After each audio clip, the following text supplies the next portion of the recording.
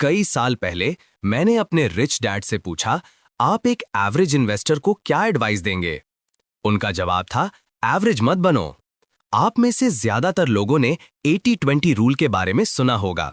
मतलब हमारी 80% सक्सेस हमारे 20% एफर्ट से आती है। लेकिन जब पैसे की बात आती थी, रिच डैड 90-10 रूल में बिलीव करते थे। उन्होंने नोटिस किया कि 10% लोगों के पास 90% पैसा होता है। उन्होंने पॉइंट आउट किया कि मूवी वर्ल्ड में 10% एक्टर्स 90% पैसा कमाते हैं, 10% एथलीट्स 90% पैसा कमाते हैं और 10% म्यूजिशियंस भी। यही 90-10 रूल इन्वेस्टिंग की दुनिया में भी अप्लाई होता है। इसीलिए उनकी एडवाइस थी, एवरेज मत बनो। द वॉल स्ट्रीट जर्नल के एक आर्टिकल ने हाल ही में उनकी इस बात को सही साबित किया। उसमें लिखा था कि अमेरिका में 90% कॉर्पोरेट शेयर्स सिर्फ 10% लोगों के पास हैं। ये बुक इस बारे में है कि कैसे उस 10% में से कुछ इन्वेस्टर्स ने 90% वेल्थ हासिल की और कैसे शायद आप भी वही कर सकते हैं। यूनाइटेड स्टेट्स का सिक्योरिटीज एंड एक्सचेंज कमीशन, जिसे SEC कहते हैं, एक अक्रेडिटेड इन्वेस्टर को ऐसे डिफाइन करता है: एक इंडिविजुअल जिसकी सालाना इनकम $2 लाख से ज्यादा हो, या एक कपल के रूप में $3 लाख से ज्यादा हो, या फिर उनकी नेटवर्थ $1 मिलियन से ज्यादा हो। अब SEC ने ये रिक्वायरमेंट्स इसलिए बनाई ताकि एवरेज इन्वेस्टर को दुनिया के सबसे बुरे और रिस्की इन्वेस्टमेंट से बचाया जा सके। लेकिन प्रॉब्लम ये है कि यही रिक्वायरमेंट्स एवरेज इन्वेस्टर को दुनिया के कुछ बेहतरीन इन्वेस्टमेंट से भी दूर रखती हैं। और यही एक वजह थी कि रिच डैड हमेशा कहते थे, एवरेज मत बनो। ये बुक शुरू होती है जब मैं 1973 में वियतनाम से लौटा था। मरीन कोर से डिस्चार्ज होने में 1 साल से भी कम वक्त बचा था। इसका मतलब था कि 1 साल से कम टाइम में मेरे पास ना कोई जॉब होगी, ना पैसा और ना ही कोई एसेट्स। तो ये बुक एक ऐसे पॉइंट से शुरू होती है जहां से हम में से कई लोगों ने शुरुआत की है, स्टार्टिंग विद नथिंग, बिल्कुल जीरो से। ये बुक लिखना एक चैलेंज था। मैंने इसे 4 बार लिखा और रीराइट किया। पहला ड्राफ्ट SEC के अक्रेडिटेड इन्वेस्टर लेवल से शुरू हुआ, वो लेवल जहां मिनिमम सालाना इनकम $2 लाख होती है। जब बुक पहली बार पूरी हुई तो मेरी को-ऑथर शारन लेक्चर ने मुझे रिच डैड के 90-10 रूल की याद दिलाई। उन्होंने कहा, ये बुक उन इन्वेस्टमेंट्स के बारे में है जिनमें रिच लोग इन्वेस्ट करते हैं, लेकिन रियलिटी ये है कि अमेरिका की 10% से भी कम पॉपुलेशन $2 लाख से ज्यादा कमाती है। इनफैक्ट मुझे लगता है कि 3% से भी कम लोग अक्रेडिटेड इन्वेस्टर के लिए क्वालिफाई करते हैं। तो चैलेंज ये था कि एक ऐसी बुक लिखी जाए जो रिच लोगों के इन्वेस्टमेंट्स के बारे में हो, जो $2 लाख की मिनिमम अर्निंग रिक्वायरमेंट से शुरू होते हैं और फिर भी हर रीडर को इंक्लूड करे, चाहे उनके पास इन्वेस्ट करने के लिए पैसा हो या ना हो। अब ये बुक सबसे बेसिक इन्वेस्टर लेवल से शुरू होती है और सबसे सोफिस्टिकेटेड इन्वेस्टर लेवल तक जाती है। अक्रेडिटेड इन्वेस्टर लेवल से शुरू करने के बजाय बुक अब 1973 से शुरू होती है, क्योंकि तब मेरे पास ना कोई जॉब थी, ना पैसा और ना ही कोई एसेट्स। जिंदगी का वो पॉइंट जो हम में से कई लोगों ने देखा है। 1973 में मेरे पास सिर्फ एक सपना था, समडे बहुत रिच बनने का और एक ऐसा इन्वेस्टर बनने का जो रिच लोगों के इन्वेस्टमेंट्स में इन्वेस्ट करने के लिए क्वालिफाई कर सके। ऐसे इन्वेस्टमेंट्स जिनके बारे में बहुत कम लोग सुनते हैं। तो चाहे आपके पास इन्वेस्ट करने के लिए बहुत कम पैसा हो या बहुत ज्यादा, चाहे आपको इन्वेस्टिंग के बारे में बहुत कम पता हो या बहुत ज्यादा, ये बुक आपके लिए इंटरेस्टिंग होनी चाहिए। ये एक बहुत कॉम्प्लेक्स सब्जेक्ट के बारे में जितना हो सके सिंपली लिखी गई है। इसे इस तरह से लिखा गया है कि कोई भी जो एक बेटर इन्फॉर्म्ड इन्वेस्टर बनना चाहता है वो इसे पढ़ सके, चाहे उसके पास कितना भी पैसा हो। अगर ये आपकी इन्वेस्टिंग पर पहली बुक है और आपको चिंता है कि ये बहुत कॉम्प्लिकेटेड हो सकती है, तो प्लीज चिंता ना करें। बस एक खुले दिमाग से शुरू से अंत तक पढ़ने की इच्छा रखें। अगर बुक के कुछ पार्ट्स आपको समझ नहीं आते तो बस उन शब्दों को पढ़ लें और आगे बढ़ते रहें। सब कुछ ना समझने पर भी सिर्फ इस बुक को पूरा एंड तक पढ़कर आप इन्वेस्टिंग के सब्जेक्ट के बारे में उन लोगों से ज्यादा जान जाएंगे जो मार्केट में इन्वेस्ट कर रहे हैं। यही है rich dad's guide to investing. 1973 में मैं वियतनाम से घर लौटा। मैं किस्मत वाला था कि मुझे ईस्ट कोस्ट के किसी बेस के बजाय हवाई में घर के पास एक बेस पर असाइन किया गया। मरीन कोर एयर स्टेशन पर सेटल होने के बाद मैंने अपने दोस्त माइक को कॉल किया और हमने उसके डैड, जिनको मैं अपने रिच डैड कहता हूं, के साथ लंच का टाइम सेट किया। जब माइक की लिमोजीन मुझे बेस के BOQ यानी बैचलर ऑफिसर्स क्वार्टर से पिक करने आई तो मुझे एहसास होने लगा कि 1965 में हाई स्कूल से ग्रेजुएट होने के बाद से कितना कुछ बदल गया था। वेलकम होम, माइक ने कहा जब मैं उसके सुंदर घर के फॉयर में दाखिल हुआ जहां मार्बल फ्लोर्स थे। माइक अपने 7 महीने के बेटे को गोद में लिए मुस्कुराए जा रहा था। खुशी है कि तुम सही सलामत वापस आ गए। मैंने जवाब दिया और माइक के पीछे चमकते नीले पैसिफिक ओशन को देखा जो उसके घर के सामने सफेद रेत को छू रहा था। घर शानदार था, एक ट्रॉपिकल 1 लेवल मैंशन।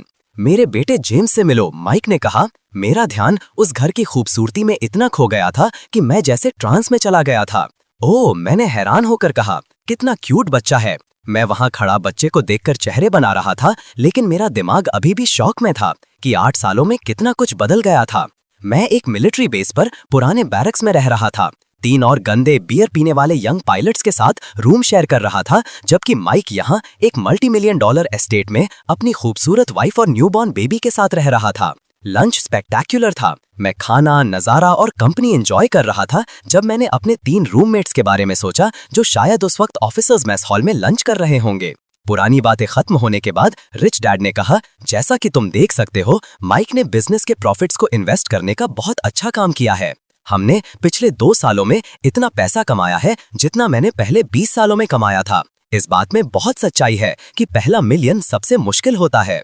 तो बिजनेस अच्छा चल रहा है? मैंने पूछा। बिजनेस एक्सीलेंट है, रिच डैड बोले, लेकिन हमारी असली सक्सेस हमारे बिजनेस से ज्यादा हमारे इन्वेस्टमेंट से है और इन्वेस्टमेंट्स का इंचार्ज माइक है। कांग्रेचुलेशंस, मैंने माइक से कहा। थैंक यू, माइक ने कहा, लेकिन सारा क्रेडिट मेरा नहीं है। ये डैड का इन्वेस्टमेंट फॉर्मूला है जो काम कर रहा है। मैं तो बस वही कर रहा हूँ जो वो हमें सालों से बिजनेस और इन्वेस्टिंग के बारे में सिखाते आ रहे हैं। इसका फायदा तो दिख रहा है, मैंने कहा। यकीन नहीं होता कि तुम शहर के सबसे रिच नेबरहुड में रहते हो। याद है जब हम गरीब बच्चे थे, अपने सर्फ बोर्ड्स के साथ घरों के बीच से भागकर बीच तक जाते थे? माइक हंसा। हाँ याद है, और याद है कैसे वो गुस्सैल रिच लोग हमें भगाते थे। अब मैं वो गुस्सैल रिच आदमी हूँ जो उन बच्चों को भगा रहा हूँ। माइक अचानक बोलते बोलते रुक गया। उसे एहसास हुआ कि वो क्या कह रहा था। उसे एहसास हुआ कि जबकि वो यहाँ रह रहा था, मैं आइलैंड के दूसरी तरफ मिलिट्री बैरक्स में रह रहा था। आई एम सॉरी, उसने कहा, मेरा मतलब वो नहीं था। कोई अपॉलॉजी की जरूरत नहीं, मैंने मुस्कुराते हुए कहा। मैं तुम्हारे लिए खुश हूँ। रिच डैड ने माइक और मेरे बीच के टेंशन को कम करते हुए कहा, और अब जब तुम वॉर से वापस आ गए हो रॉबर्ट, अब तुम्हारी बारी है। मैं आपके साथ इन्वेस्ट करना पसंद करूंगा, मैंने जल्दी से जवाब दिया। मैंने वियतनाम में लगभग $3000 बचाए हैं और मैं उसे खर्च करने से पहले इन्वेस्ट करना चाहता हूँ। क्या मैं आपके साथ इन्वेस्ट कर सकता हूँ? वेल, मैं तुम्हें एक अच्छे स्टॉक ब्रोकर का नाम दे दूंगा, रिच डैड वे कहा। मुझे यकीन है वो तुम्हें कुछ अच्छी एडवाइस देगा। नहीं नहीं नहीं, मैंने कहा, मैं उसमें इन्वेस्ट करना चाहता हूँ जिसमें आप इन्वेस्ट कर रहे हैं। मैं किसी स्टॉक ब्रोकर के पास नहीं जाना चाहता। मैं आप लोगों के साथ एक डील में रहना चाहता हूँ। कमरे में खामोशी छा गई। क्या मैंने कुछ गलत कह दिया? मैंने आखिरकार पूछा। नहीं, माइक ने कहा, डैड और मैं कुछ नए प्रोजेक्ट्स में इन्वेस्ट कर रहे हैं जो एक्साइटिंग है, लेकिन मुझे लगता है तुम्हारे लिए बेहतर होगा कि तुम पहले हमारे किसी स्टॉक ब्रोकर को कॉल करो और उसके साथ इन्वेस्टिंग शुरू करो।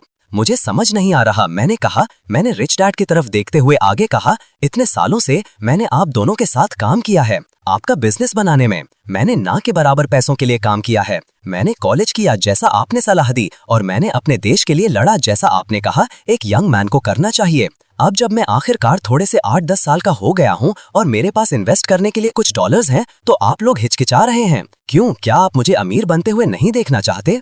ऐसा नहीं है, माइक ने जवाब दिया। हम तुम्हें कभी नीचा नहीं दिखाएंगे या तुम्हारे लिए बुरा नहीं चाहेंगे। बस अब चीजें अलग हैं। हम चाहेंगे कि तुम उसमें इन्वेस्ट करो जिसमें हम करते हैं, लेकिन ये कानून के खिलाफ होगा। कानून के खिलाफ? मैंने जोर से दोहराया। क्या आप दोनों कुछ इलीगल कर रहे हैं? नहीं नहीं नहीं, रिच डैड हंसते हुए कहा, हम कभी कुछ इलीगल नहीं करेंगे। लीगली अमीर बनना इतना आसान है कि इलीगल काम के लिए जेल जाने का रिस्क लेने की जरूरत ही नहीं। और क्योंकि हम हमेशा कानून के दायरे में रहना चाहते हैं, इसलिए हम कह रहे हैं कि तुम्हारा हमारे साथ इन्वेस्ट करना इलीगल होगा, माइक ने कहा। क्यों? मैंने पूछा। क्योंकि तुम रिच नहीं हो, माइक ने धीरे से और नरमी से कहा। हम जिन चीजों में इन्वेस्ट करते हैं वो सिर्फ रिच लोगों के लिए हैं। माइक के शब्द सीधे मेरे दिल में चुभ गए। वो मेरा सबसे अच्छा दोस्त था। मैं जानता था कि उसके लिए ये कहना कितना मुश्किल था, लेकिन उसने ये शब्द जितनी नरमी से कहे उतना ही उन्होंने मुझे चोट पहुंचाई। मैं समझने लगा था कि हम दोनों के बीच फाइनेंशियल गैप कितना बड़ा हो गया है। हम दोनों 25 साल के थे, लेकिन कई मायनों में माइक मुझसे फाइनेंशियली 25 साल आगे था। तो मैं आपके साथ इन्वेस्ट नहीं कर सकता क्योंकि मैं रिच नहीं हूँ, मैंने आखिरकार अपने ट्रांस से बाहर आते हुए कहा। और अगर मैंने उसमें इन्वेस्ट किया जिसमें आप करते हैं तो वो कानून के खिलाफ होगा। रिच डैड और माइक ने हाँ में सर हिलाया। और ये कानून किसने बनाया, मैंने पूछा। फेडरल गवर्नमेंट ने, माइक ने जवाब दिया। एसईसी ने, रिच डैड ने जोड़ा। एसईसी, मैंने पूछा। ये एसईसी क्या है? Securities and exchange commission, rich dad ने जवाब दिया। इसे 1930s में जोसेफ कैनेडी, हमारे लेट प्रेसिडेंट जॉन कैनेडी के पिता के डायरेक्शन में बनाया गया था। इसे क्यों बनाया गया था, मैंने पूछा। रिच डैड हंस पड़े। इसे पब्लिक को बेईमान डील मेकर्स, बिजनेसमैन, ब्रोकर्स और इन्वेस्टर्स से बचाने के लिए बनाया गया था। तो आप हंस क्यों रहे हैं, मैंने पूछा। ये तो एक अच्छी चीज लगती है। हाँ, ये बहुत अच्छी चीज है, रिच डैड थोड़ा सा हंसते हुए जवाब दिया। 1929 के स्टॉक मार्केट क्रैश से पहले पब्लिक को बहुत से गलत, धोखाधड़ी वाले और घटिया इन्वेस्टमेंट्स बेचे जा रहे थे। एसईसी को एक वॉचडॉग के रूप में बनाया गया था। तो आप हंस क्यों रहे हैं, मैंने फिर से पूछा। क्योंकि जबकि ये पब्लिक को बुरे इन्वेस्टमेंट से बचाता है, ये पब्लिक को बेहतरीन इन्वेस्टमेंट से। रिच लोग पैसे के लिए काम नहीं करते, मैंने फौरन कहा। वो जानते हैं कि कैसे पैसे को उनके लिए काम करवाया जाए। एक छोटी सी मुस्कान रिच डैड के चेहरे पर आ गई। बहुत अच्छे, उन्होंने कहा, और यही एक इन्वेस्टर बनने का आधार है। सभी इन्वेस्टर्स बस यही सीखते हैं कि कैसे अपने पैसे को उनके लिए कड़ी मेहनत करवाई जाए। और उस दिन वाइकीकी के सुंदर वेव्स के बीच मेरे इन्वेस्टिंग के लेसन्स शुरू हुए। इन्वेस्टिंग का प्रोसेस सच में एक बहुत पर्सनल डिसीजन से शुरू होता है, एक मेंटल चॉइस कि आप रिच, पुअर या मिडिल क्लास बनना चाहते हैं। ये एक इम्पॉर्टेंट डिसीजन है क्योंकि आप जिंदगी में जो भी फाइनेंशियल पोजीशन चुनते हैं, उसके बाद आपकी जिंदगी में सब कुछ बदल जाता है। रिच डैड के इन्वेस्टिंग के लेसन्स शुरू हुए। जब पैसे और इन्वेस्टिंग की बात आती है तो लोगों के पास इन्वेस्ट करने के 3 फंडामेंटल रीजंस या चॉइसेस होते हैं। वो हैं 1. To be secure, 2. To be comfortable या 3. To be rich. उन्होंने आगे कहा, ये तीनों चॉइसेस इंपॉर्टेंट हैं। जिंदगी में फर्क तब आता है जब इन चॉइसेस को प्रायोरिटाइज किया जाता है। उन्होंने कहा कि ज्यादातर लोग अपने पैसे और इन्वेस्टमेंट के चॉइसेस इसी ऑर्डर में करते हैं। मतलब उनकी पहली चॉइस सिक्योरिटी है, दूसरी कंफर्ट और तीसरी रिच बनना। इसलिए ज्यादातर लोग जॉब सिक्योरिटी को अपनी सबसे बड़ी प्रायोरिटी बनाते हैं। उस दिन 1973 में रिच डैड ने कहा, ज्यादातर लोग अमीर बनने का सपना देखते हैं, लेकिन ये उनकी पहली चॉइस नहीं होती। उन्होंने कहा, अमेरिका में 100 में से सिर्फ 3 लोग इन प्रायोरिटीज की वजह से अमीर हैं। ज्यादातर लोगों के लिए अगर अमीर बनना उनके कंफर्ट को डिस्टर्ब करता है या उन्हें इनसिक्योर फील कराता है तो वो अमीर बनना छोड़ देंगे। बैक इन 1973 मैंने अपनी प्रायोरिटीज इस ऑर्डर में रखी: 1. To be rich, 2. To be comfortable, 3. To be secure. जैसा कि पहले कहा गया, जब पैसे और इन्वेस्टिंग की बात आती है तो तीनों प्रायोरिटीज इंपॉर्टेंट हैं। आप उन्हें किस ऑर्डर में रखते हैं, ये एक बहुत पर्सनल डिसीजन है जो इन्वेस्ट करना शुरू करने से पहले लिया जाना चाहिए। मेरे पुअर डैड ने टू बी सिक्योर को प्रायोरिटी 1 रखा और रिच डैड ने टू बी रिच को। इन्वेस्ट करना शुरू करने से पहले ये डिसाइड करना इंपॉर्टेंट है कि आपकी प्रायोरिटीज क्या हैं। आपके लिए ये मेंटल एटीट्यूड क्विज है। आपके लिए कौन सी कोर वैल्यूज सबसे इंपॉर्टेंट हैं, उन्हें ऑर्डर में लिस्ट कीजिए, पहली, दूसरी और तीसरी। शायद 90-10 रूल ऑफ मनी इसलिए अप्लाई होता है क्योंकि 90% लोग अमीर बनने के ऊपर कंफर्ट और सिक्योरिटी को चुनते हैं। मेरे रिच डैड और पुअर डैड के बीच सबसे हैरान करने वाला फर्क ये था कि वो दुनिया को कैसे देखते थे। मेरे पुअर डैड हमेशा फाइनेंशियल स्कार्सिटी यानी कमी की दुनिया देखते थे। ये उनकी बातों से झलकता था जब वो कहते, क्या पैसा पेड़ पर उगता है, या मैं पैसे से बना हुआ नहीं हूँ। जब मैं अपने रिच डैड के साथ टाइम बिताता तो मुझे एहसास होने लगा कि वो एक बिल्कुल अलग दुनिया देखते थे। वो एक ऐसी दुनिया देख सकते थे जहां बहुत ज्यादा पैसा था। ये उनकी बातों से झलकता था जब वो कहते, पैसे की चिंता मत करो, अगर हम सही काम करेंगे तो हमेशा बहुत पैसा होगा। 1973 में रिच डैड के एक लेसन के दौरान उन्होंने कहा, पैसे की सिर्फ 2 तरह की प्रॉब्लम्स होती हैं। एक प्रॉब्लम है काफी पैसा न होना, दूसरी प्रॉब्लम है बहुत ज्यादा पैसा होना। तुम्हें कौन सी मनी प्रॉब्लम चाहिए? मैं जब इन्वेस्टिंग पर क्लासेस लेता हूँ तो मैं इस सब्जेक्ट पर बहुत टाइम बिताता हूँ। ज्यादातर लोग ऐसे परिवारों से आते हैं जहाँ पैसे की प्रॉब्लम काफी पैसा ना होना थी, क्योंकि पैसा सिर्फ एक आइडिया है। अगर आपका आइडिया ये है कि काफी पैसा नहीं है तो आपकी रियलिटी वही होगी। एक एक्सरसाइज जो रिच डैड मुझसे करवाते थे जब भी मुझे पैसे की कमी के डर से घबराहट होती थी, वो ये थी कि मैं बस खुद से कहूँ, पैसे की दो तरह की प्रॉब्लम्स होती हैं। एक प्रॉब्लम है काफी पैसा न होना और दूसरी है बहुत ज्यादा पैसा होना। मुझे कौन सी चाहिए? मैं ये सवाल मन ही मन पूछता, भले ही मेरी अंदर की हालत फाइनेंशियल पैनिक में हो। एक बार जब मेरा मन शांत हो जाता, तब मैं अपने दिमाग से सॉल्यूशंस ढूंढने के लिए कहता। रिच डैड का इन्वेस्टमेंट लेसन नंबर 2 ये था कि मैं मन से दोनों दुनियाओं को देखने का चुनाव करूं। एक दुनिया जहां काफी पैसा नहीं है और एक दुनिया जहां बहुत ज्यादा पैसा है। उन्होंने कहा, अगर तुम्हारे पास बहुत ज्यादा पैसे के लिए प्लान नहीं है तो तुम अपना सारा पैसा खो दोगे और वापस उसी प्लान पर आ जाओगे जो तुम जानते हो, जो कि 90% पॉपुलेशन जानती है, a world of not enough money. तो यहाँ आपके लिए कुछ सवाल हैं। क्या आप देख सकते हैं कि पैसे की दो अलग दुनियाएं हो सकती हैं?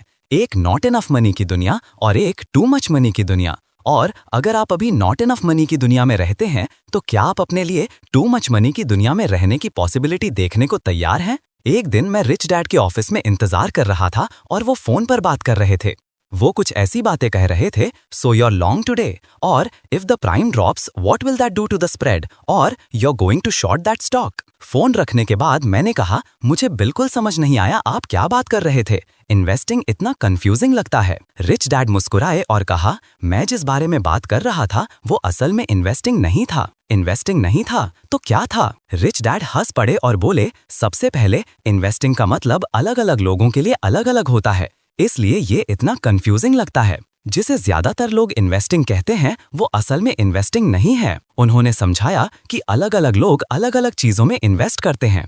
कुछ लोग बड़ी फैमिली में इन्वेस्ट करते हैं, कुछ लोग अच्छी एजुकेशन, जॉब सिक्योरिटी और बेनिफिट्स में, और कुछ लोग एक्सटर्नल एसेट्स में।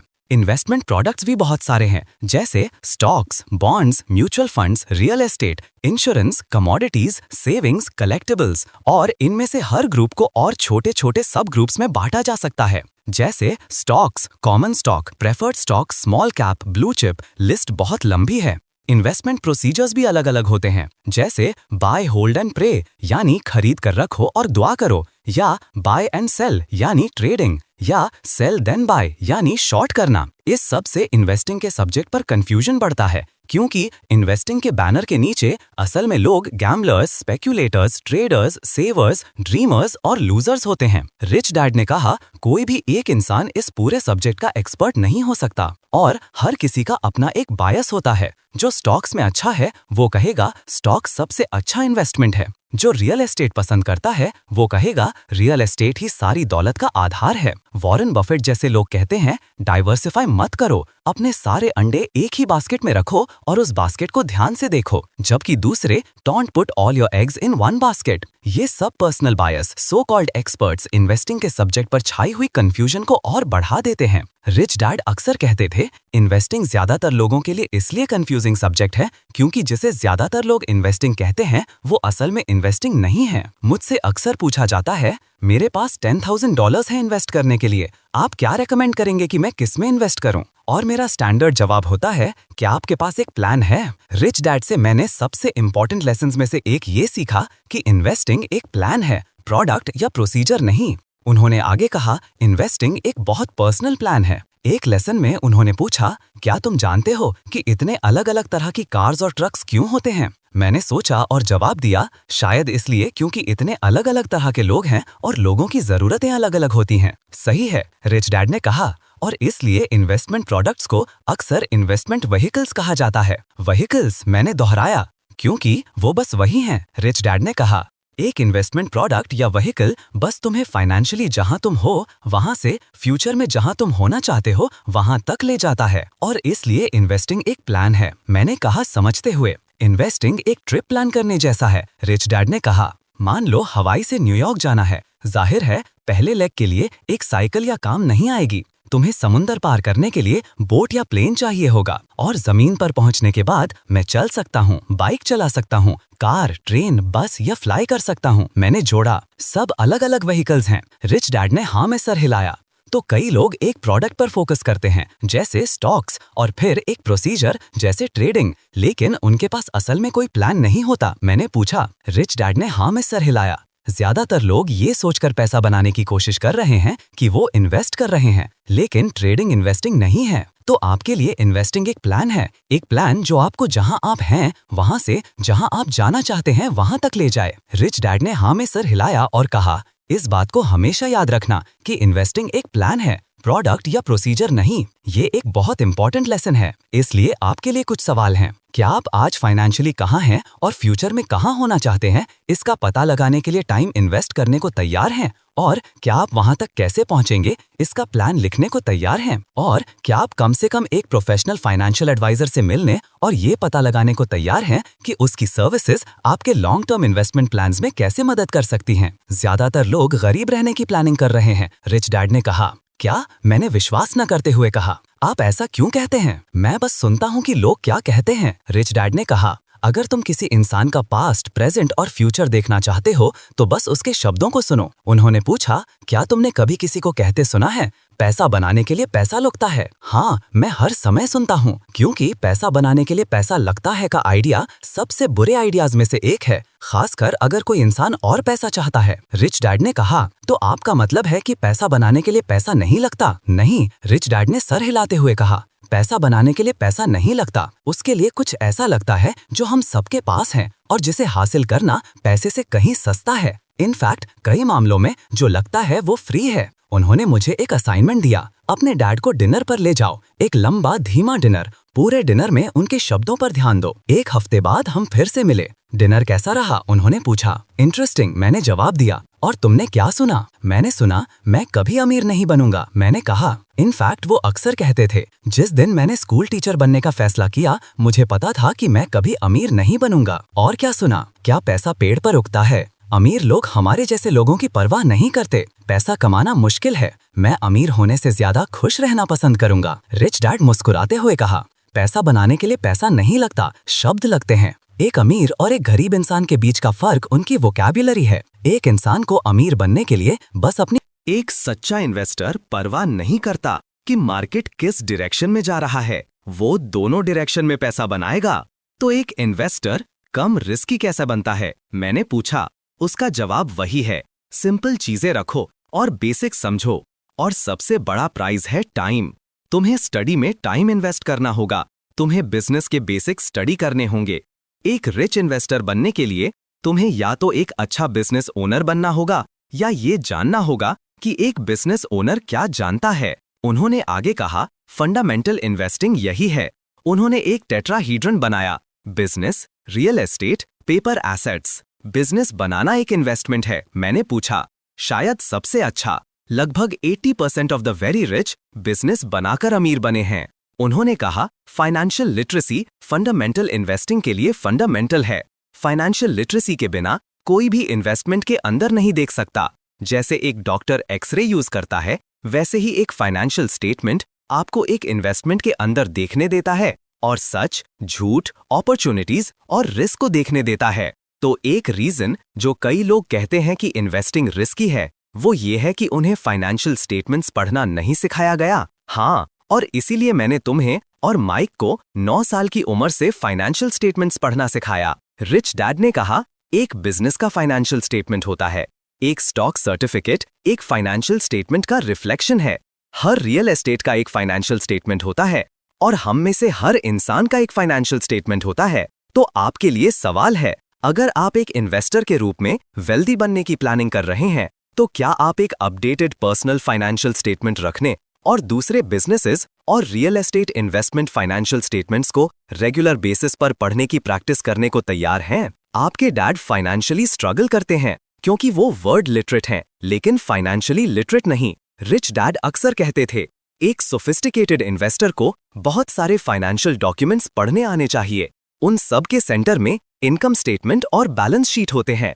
रिच डैड कहते थे, इनकम स्टेटमेंट और बैलेंस शीट के बीच का रिलेशनशिप ही सब कुछ है। उनके लिए बिजनेस और इन्वेस्टिंग में सबसे इंपॉर्टेंट शब्द थे कैश फ्लो। फाइनेंशियल लिटरेसी के basics. Lesson number 1, cash flow की डायरेक्शन ये डिटरमिन करती है कि कोई चीज एसेट है या लायबिलिटी। रिच डैड की डेफिनेशन थी, एक एसेट आपकी पॉकेट में पैसा डालता है और एक लायबिलिटी आपकी पॉकेट से पैसा निकालती है। कंफ्यूजन तब होती है जब अकाउंटिंग का एक्सेप्टेड मेथड हमें एसेट्स और लायबिलिटीज दोनों को एसेट कॉलम में लिस्ट करने देता है। आपको इनकम स्टेटमेंट देखना होगा ये पता लगाने के लिए कि वो एसेट है या लायबिलिटी। लेसन नंबर 2, पूरी पिक्चर देखने के लिए कम से कम 2 फाइनेंशियल स्टेटमेंट्स लगते हैं। रिच डैड ने कहा सोफिस्टिकेटेड इन्वेस्टर्स को कम से कम 2 फाइनेंशियल स्टेटमेंट्स एक साथ देखने होते हैं अगर वो एक ट्रू पिक्चर चाहते हैं। उन्होंने एक डायग्राम बनाया, आपका फाइनेंशियल स्टेटमेंट और बैंक का फाइनेंशियल स्टेटमेंट। आपका मॉर्गेज बैंक का एसेट है और आपकी लायबिलिटी। आपकी सेविंग्स आपका एसेट है और बैंक की लायबिलिटी। उन्होंने कहा हमेशा याद रखो कि तुम्हारा एक्सपेंस किसी और की इनकम है। जो लोग अपने कैश फ्लो पर कंट्रोल नहीं रखते वो उन लोगों को अमीर बनाते हैं जिनके पास अपने कैश फ्लो पर कंट्रोल होता है। तो यहाँ आपके लिए सवाल है, क्या आप अपना फाइनेंशियल स्टेटमेंट फिल आउट करने और उसे अप टू डेट रखने, साथ ही दूसरे बिजनेसेस और real estate investment financial statements को पढ़ने की प्रैक्टिस करने को तैयार हैं? मेरे रियल डैड एकेडमिक्स की दुनिया से आते थे, एक ऐसी दुनिया जहां गलतियों को बुरा माना जाता था। मेरे रिच डैड स्ट्रीट से आते थे, गलतियों पर उनका नजरिया अलग था। उनके लिए गलतियां कुछ नया सीखने का मौका थीं। वो अक्सर कहते थे हर गलती में थोड़ा सा मैजिक छुपा होता है। रिच डैड आर्थिक रूप से इतने सफल थे, उसके कई कारण थे। लिस्ट में सबसे ऊपर उनका गलतियां करने के प्रति एटीट्यूड था। वो रिस्क लेते थे सिर्फ गलती करने के लिए। वो कहते थे जब तुम उस सीमा पर आ जाते हो जहां तक तुम जानते हो तब कुछ गलतियां करने का वक्त होता है। मेरे पुअर डैड स्कूल में एक एक्सीलेंट स्टूडेंट थे। उन्होंने शायद ही कभी गलतियां की। प्रॉब्लम ये थी कि 50 साल की उम्र में उन्होंने अपनी जिंदगी की सबसे बड़ी गलतियों में से एक की और वो उसे रिकवर नहीं कर पाए। रिच डैड ने कहा रियल वर्ल्ड ऑफ बिजनेस में सफल होने के लिए तुम्हें स्कूल स्मार्ट के साथ स्ट्रीट स्मार्ट भी होना होगा। स्कूल में तुम्हें पहले लेसन दिया जाता है, स्ट्रीट पर तुम्हें पहले गलती दी जाती है और फिर ये तुम पर है कि तुम लेसन ढूंढो अगर तुम कभी ढूंढ पाते हो। उन्होंने माइक और मुझे कहा मैं इसीलिए इतना अमीर हूं क्योंकि मैंने ज्यादातर लोगों से ज्यादा फाइनेंशियल गलतियां की हैं। गलती करने की कला। रिच डैड ने कहा गलती करने के बाद जो पहली चीज होती है वो ये है कि आप अपसेट हो जाते हैं। इस अपसेट के पल में आपको पता चलता है कि आप असल में कौन हैं। वो आगे कैरेक्टर्स बताते थे जो गलतियों से होने वाले अपसेट्स के वक्त सामने आते हैं। लायर, ब्लेमर, जस्टिफायर, क्विटर और डिनायर। उन्होंने कहा अगर आप इस अनमोल गलती से सीखना और विजडम हासिल करना चाहते हैं तो आपको द रिस्पॉन्सिबल यू को आखिरकार अपनी सोच पर कंट्रोल करने देना होगा। द रिस्पॉन्सिबल यू आखिरकार कहेगा इस गलती से मैं कौन सा अनमोल लेसन सीख सकता हूं। तो आपके लिए कुछ सवाल हैं। रिस्क, गलतियां करने और सीखने के प्रति आपके क्या एटीट्यूड्स हैं? क्या अभी भी कुछ फाइनेंशियल, प्रोफेशनल या बिजनेस अपसेट्स हैं जो अनरिजॉल्व्ड हैं? और अगर आप किसी और से या खुद से अपसेट हैं तो आप कौन सा लेसन सीख सकते हैं और उसके लिए ग्रेटफुल हो सकते हैं क्योंकि आपने रिस्क लेने की हिम्मत की और शायद कुछ सीखा। रिच डैड कहते थे अमीर बनने के कई तरीके हैं और हर एक की एक कीमत है। 1, आप किसी से उसके पैसे के लिए शादी करके अमीर बन सकते हैं, लेकिन क्या आप किसी ऐसे के साथ अपनी जिंदगी बिता सकते हैं जिसे आप प्यार नहीं करते? ये बहुत बड़ी कीमत है। 2, आप एक क्रोक, चीट या आउटलॉ बनकर अमीर बन सकते हैं। लीगली अमीर बनना इतना आसान है, लोग कानून क्यों तोड़ेंगे? 3, आप इनहेरिटेंस से अमीर बन सकते हैं। 4, आप लॉटरी जीतकर अमीर बन सकते हैं। ये एक फूल्स का प्लान है। 5, आप एक मूवी स्टार, रॉक स्टार या स्पोर्ट्स स्टार बनकर अमीर बन सकते हैं। ये मेरे लिए आसान नहीं था। 6, आप ग्रीडी होकर अमीर बन सकते हैं। दुनिया ऐसे लोगों से भरी है। 7, आप चीप होकर अमीर बन सकते हैं। अमीर बनने की प्रॉब्लम चीप होकर ये है कि आप अभी भी चीप हैं। 8, आप फाइनेंशियली स्मार्ट होकर अमीर बन सकते हैं। ये बी और आई क्वाड्रेंट से नॉलेज हासिल करके होता है। यही वो तरीका है जिससे मैंने वो पावर हासिल की जिसे मैंने 12 साल की उम्र में देखा था। 9, और आप जेनरस होकर अमीर बन सकते हैं। ये रिच डैड का तरीका था। मैं जितने ज्यादा लोगों की सेवा करता हूँ मैं उतना ही अमीर बनता हूँ। तो अमीर बनने की कीमत असल में रिच डैड के 3 E's में मापी जाती है। एजुकेशन, एक्सपीरियंस और एक्सेसिव कैश। ये फेज 1 का एंड है जो मेरे ओपिनियन में सबसे इंपॉर्टेंट फेज है। पैसा सिर्फ एक आइडिया है। फरवरी 2000 में मैंने एक स्टूडेंट से पूछा तुम्हारा इन्वेस्टमेंट प्लान क्या है? उसने कहा ग्रेजुएट होने के बाद मैं एक ऐसी जॉब ढूंढूंगा जो मुझे कम से कम $1,50,000 सालाना दे और मैं कम से कम $20,000 सालाना इन्वेस्टमेंट्स खरीदने के लिए अलग रखूंगा। मैंने कहा क्या तुम्हें रिच डैड का 90-10 प्रिंसिपल ऑफ मनी याद है? उसने हाँ में सर हिलाया। मैंने कहा, क्या तुम्हें लगता है कि तुम्हारा ये प्लान तुम्हें उन 10% इन्वेस्टर्स की कैटेगरी में डालेगा जो 90% पैसा बनाते हैं? मुझे नहीं पता, उसने कहा। ज्यादातर लोग नहीं सोचते, मैंने जवाब दिया। फिर मैंने उन्हें 90-10 रिडल दिया। मैंने एक खाली फाइनेंशियल स्टेटमेंट बनाया और कहा, रिडल ये है, how do you fill your asset column without buying any assets? बिना एसेट्स खरीदे, एक स्टूडेंट ने दोहराया। आपका मतलब है बिना पैसे के? मोर और लेस, मैंने कहा। तो आपका मतलब है कि एसेट्स खरीदने के बजाय एसेट कॉलम में एसेट्स क्रिएट करो, एक और स्टूडेंट ने कहा। मैंने हाँ में सर हिलाया। यही वो रिडल था जो रिच डैड मुझे रेगुलर बेसिस पर चैलेंज करते थे। इसीलिए आप अक्सर कहते हैं पैसा बनाने के लिए पैसा नहीं लगता। हाँ, 90% में से ज्यादातर लोग जो 10% के मालिक हैं वो अक्सर कहते हैं पैसा बनाने के लिए पैसा लगता है। मैंने आगे समझाया कि Bill Gates, Michael Dell, the Beatles जैसे लोगों ने एसेट्स क्रिएट किए, उन्हें खरीदा नहीं। यही उनकी पावर थी, वो ट्रैश को कैश में बदल सकते थे। तो इंडस्ट्रियल एज में जॉब का आइडिया क्रिएट हुआ। मैंने कहा, अब हम इंफॉर्मेशन एज में हैं, तो इंफॉर्मेशन एज में काम का आइडिया क्या होगा? एक स्टूडेंट ने पूछा। लोग जो काम नहीं करते क्योंकि उनके आइडियाज काम कर रहे हैं। आज इंटरनेट बिलियनर्स कॉलेज से ड्रॉप आउट होकर बिलियनर्स बन गए, बिना कभी फॉर्मल जॉब किए। दूसरे शब्दों में, उन्होंने एक खाली एसेट कॉलम से शुरू किया और उसे एक बहुत बड़े एसेट से भर दिया। एक स्टूडेंट ने जोड़ा, तो जब तक आप 90-10 रिडल को रियल लाइफ में सॉल्व नहीं करते, आप शायद 90% में शामिल हो जाएंगे जो सिर्फ 10% पैसे को कंट्रोल करते हैं। मैंने कार में बैठते हुए कहा, तो आपके लिए सवाल है, क्या आप अपने एसेट्स क्रिएट करने का विचार करने को तैयार हैं, उन्हें खरीदने के बजाय? अगर हाँ, तो इस बुक का बाकी हिस्सा अनमोल हो सकता है। ये इस बारे में है कि एक आइडिया को कैसे लिया जाए और उसे एक एसेट में बदला जाए जो दूसरे एसेट्स खरीदता है। रिच डैड ने कहा, इन्वेस्टर्स दो तरह के होते हैं, एक जो एसेट्स खरीदते हैं और दूसरे जो एसेट्स क्रिएट करते हैं। अगर तुम 90-10 रिडल को सॉल्व करना चाहते हो तो तुम्हें दोनों तरह का इन्वेस्टर बनना पड़ेगा। जब मैं 12 साल का था और रिच डैड ने वो बीच फ्रंट प्रॉपर्टी खरीदी थी, उन्होंने कहा था, मैं ये जमीन अफोर्ड नहीं कर सकता, लेकिन मेरा बिजनेस कर सकता है। रिच डैड ने अपने 90-10 रिडल को ऐसे एसेट्स क्रिएट करके सॉल्व किया जो बदले में दूसरे एसेट्स खरीदते थे। रे क्रॉक ने मैकडॉनल्ड्स के साथ भी यही किया। उनका बिजनेस आखिरकार रियल एस्टेट का था, हैमबर्गर्स का नहीं।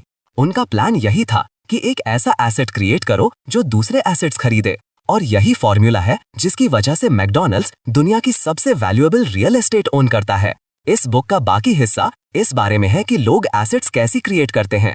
रिच डैड ने मुझे सिखाया कि एक आइडिया को बिजनेस स्ट्रक्चर में कैसे डाला जाता है। उन्होंने इसे BI ट्रायंगल कहा।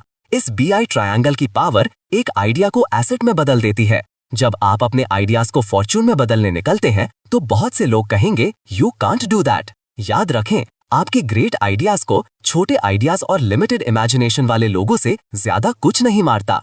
एल्बर्ट आइंस्टाइन का एक कोट है, great spirits have often encountered violent opposition from mediocre minds. लेकिन ये ऑपोजिशन सिर्फ